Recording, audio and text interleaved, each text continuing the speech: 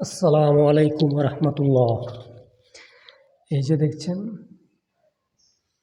এই গরুটা আমাদের বাগানে বেঁধে রাখা হয়েছে, অর্থাৎ আগামীকাল যে কুরবানির ঈদ, এই ঈদে এটা কুরবানি করা হবে। এই গরুটার মালিক এই গরুটা বিক্রি করে দিয়েছে। গরুটা দেখতে মাশাআল্লাহ চমৎকার। একজন লোক এটা ক্রয় করে নিয়েছে, উনি এখানে বেঁধে রেখেছে, ওনারা গাড়ি নিয়ে আসছে। একটু পরে গাড়িতে গরুটা তুলে দেওয়া হবে। এই গরুটার দাম শুনলে আপনারা অবাক হবেন।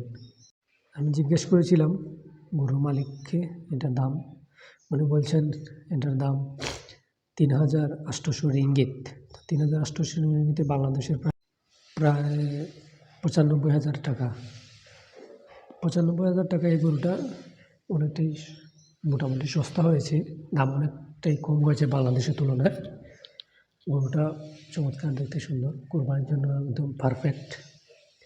এই যে দেখছেন, উনি হচ্ছে গরুর মালিক। ওনাকে আমি জিজ্ঞেস করেছিলাম গরুর দাম কত আর কার কাছে কোথায় বিক্রি করে দিয়েছে। ওই যে গাড়ি দিয়ে উনি কিনে নিয়েছে।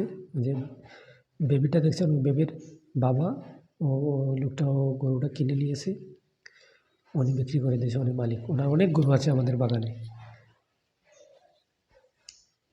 উনি আমাকে জিজ্ঞেস করছে যে তোমরা এখানে কুরবানি দেওনি? বললাম যে না, এখানে আমাদের কুরবানি দেওয়া হয় না।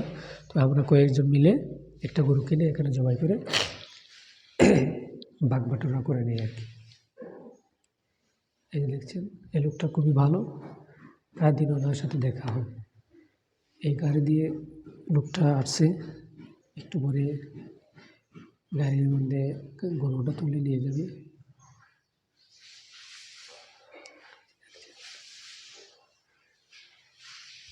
গরুটা খুবই চিন্তিত, বেঁধে রাখা হয়েছে, হয়তো আগামীকালে তার শেষ দিন। মেয়েটা অনেক কিউট, বাবার সাথে আসছে কুরবানি গরু কিনে নিয়ে যাওয়ার জন্য। অনেকক্ষণ আমি ওনার সাথে কথা বললাম। উনি আমারকে জিজ্ঞেস করছেন দেশে যাব, দেশে কবে যাব। বললাম যে দেশে গিয়ে চলে আসছি, ইনশাল্লাহ আগামী বছর আবার যাব।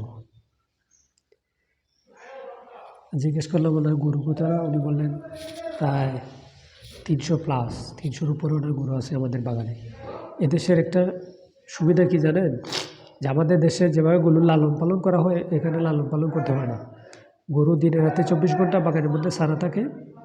শুধু প্রতিদিন সকালে একবার এসে ডেকে গরুগুলোকে একসাথে করে লবণ দিয়ে, লবণ খাবার হিসেবে লবণ দিয়ে চলে যায়। জিজ্ঞেস করলাম লবণ কেন দেওয়া হয়, উনি বললেন যে লবণ খাওয়ালে গরুর অনেক সমস্যা দূর হয় আর গরুর রুচি বাড়ে। রাখালও লাগে না গরু রাখার জন্য, আবার ঘরও লাগে না।